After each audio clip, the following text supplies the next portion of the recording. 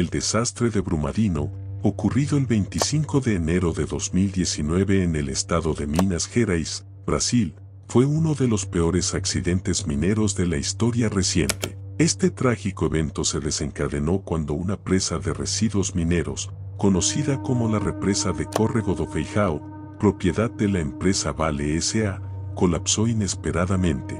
La represa contenía toneladas de desechos de hierro, y su ruptura liberó una avalancha de lodo tóxico que arrasó con todo a su paso.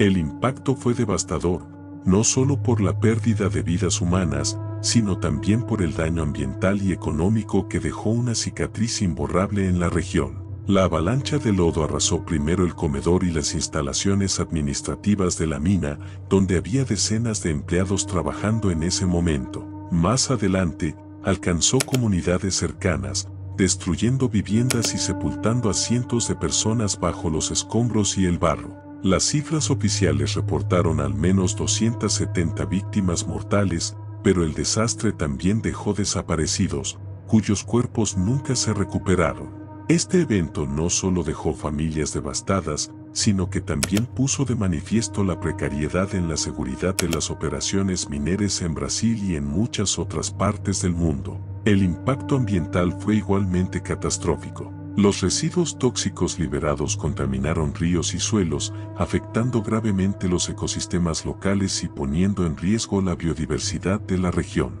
El río Paraopeba, una de las principales fuentes de agua para comunidades aledañas, quedó severamente contaminado, afectando a miles de personas que dependían de él para sus actividades diarias. Los efectos del desastre en el medio ambiente fueron descritos como irreversibles, y las organizaciones ambientales han advertido sobre las consecuencias a largo plazo para la región. Desde un punto de vista económico y social, las consecuencias también fueron significativas. Miles de personas perdieron sus hogares, empleos y fuentes de sustento debido al desastre. Además, la reputación de Vale S.A. quedó gravemente afectada y la empresa enfrentó numerosas demandas legales y multas multimillonarias. A pesar de los compromisos asumidos por la compañía para indemnizar a las víctimas y reparar el daño, las críticas persisten sobre la falta de supervisión y regulación adecuada en el sector minero brasileño,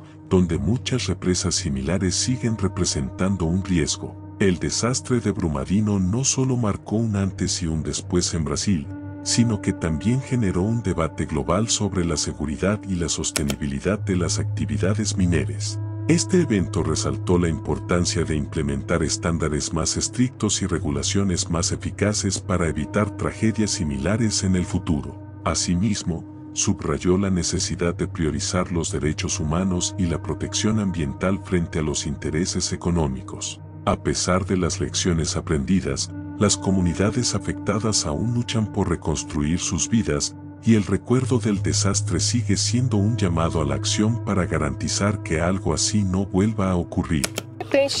Sucedió de repente, estábamos calentando la comida y escuchamos un estruendo, un ruido fuerte. Le dijimos al muchacho que corriera para ver qué era y él dijo inundación, se está inundando. Y ahí no dio tiempo de esperar casi nada. Los residentes de aquí de la región cuando escucharon el ruido salieron todos. No esperaron para ver lo que estaba pasando, porque aquí es un lugar bajo y con este ruido, todo el personal nuestro fue para el área más alta para ver qué estaba pasando, y ahí fue que percibimos el tamaño de la catástrofe. Ahí que a gente foi e percebeu o tamanho.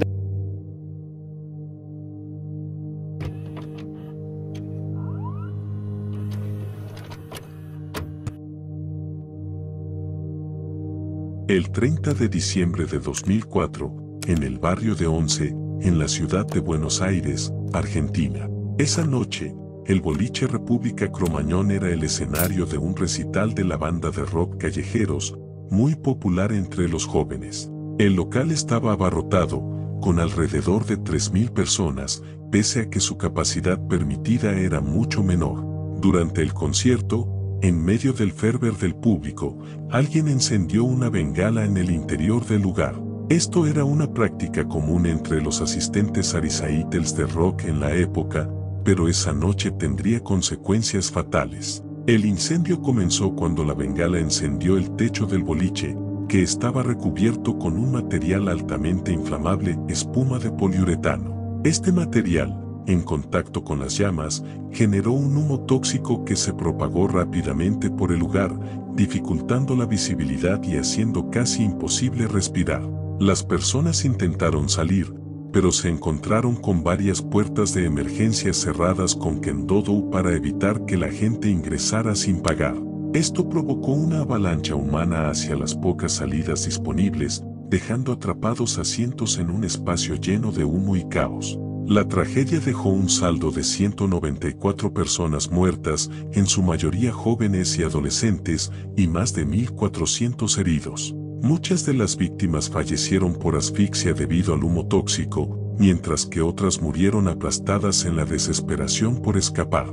Los sobrevivientes y los cuerpos fueron rescatados por vecinos, bomberos y policías, pero el daño ya estaba hecho. En los días siguientes, el país entero quedó conmocionado al ver las imágenes de la tragedia y escuchar los testimonios de los sobrevivientes y familiares de las víctimas.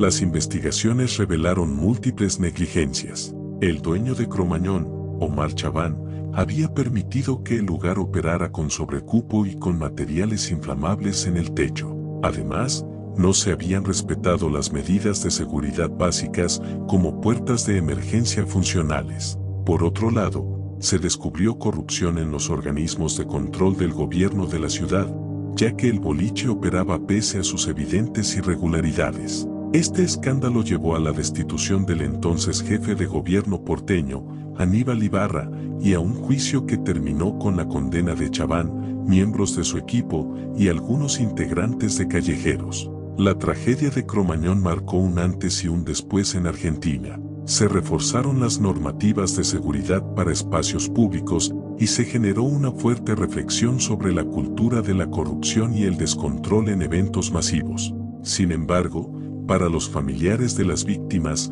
el dolor nunca desapareció. Años después, siguen reclamando justicia y llevando adelante actividades de memoria para que este tipo de tragedias no se repita. Cro-Magnon se convirtió en un símbolo del precio que se paga cuando las vidas humanas quedan relegadas por la irresponsabilidad y la codicia.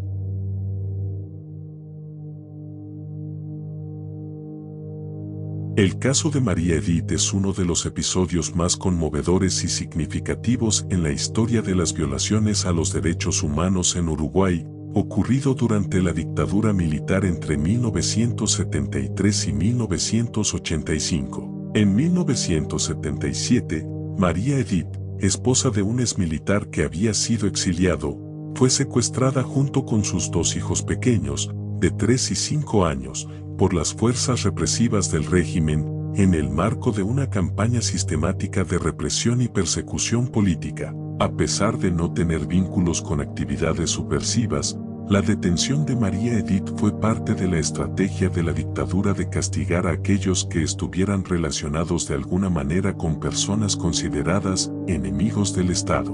Durante su cautiverio, María Edith fue llevada a centros clandestinos de detención como la famosa ESMA, donde fue sometida a torturas físicas y psicológicas para obtener información sobre su esposo, sin éxito, ya que ella no sabía nada sobre su paradero. Tras su secuestro, María Edith y sus hijos desaparecieron sin dejar rastro, y se convirtió en una de las miles de víctimas de desapariciones forzadas del régimen militar.